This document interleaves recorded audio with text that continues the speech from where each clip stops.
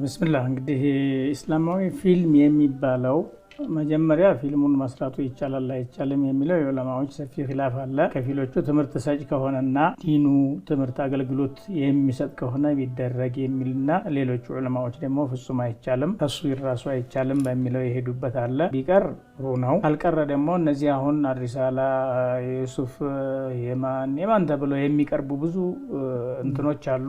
አዘጋጆቹ አካባቢ ላይ ችግር አለ። ከቁርአኑ ጽንሰ ሐሳብ መነሻ አድርገው ግን እዛ ጋር የማይካተት በሰሂህ ሐዲስ ያልሰበቱ ነገሮች እና ከስብዕናዎቹ ጋራ ተመጣጣኝ ያልሆኑ ዘገባዎችም አብረው ስለሚዘገቡ መርጦ ለመውሰድ የማይችል ሰው ቢርቃቸው የበለጠ ተጠቃሚ ይሆናል ብለን እናስባለን። ምክንያቱም ይህንን ትምህርት ቅርአት ከቀራን ማናጣው ስለሆነ እዛ ውስጥ ስለምናገኘው። በተለይ አሁን ይሄ የሱፍ ፊልም የሚባለው ውስጥ ብዙ ነገሮች አሉ። የተሰራውም ከሱና አካሎች ውጪ በሆነ አካል ነውና የራሳቸውን መንሀጅ ያካተቱበት ሁኔታ አለ። በአጠቃላይ ቢራቅ ጥሩ ነው። አለዛ ደግሞ መርጦ ለመያዝ የሚችል ሰው ቢጠቀመው የተሻለ ይሆናል። ወላሁ አዕለም።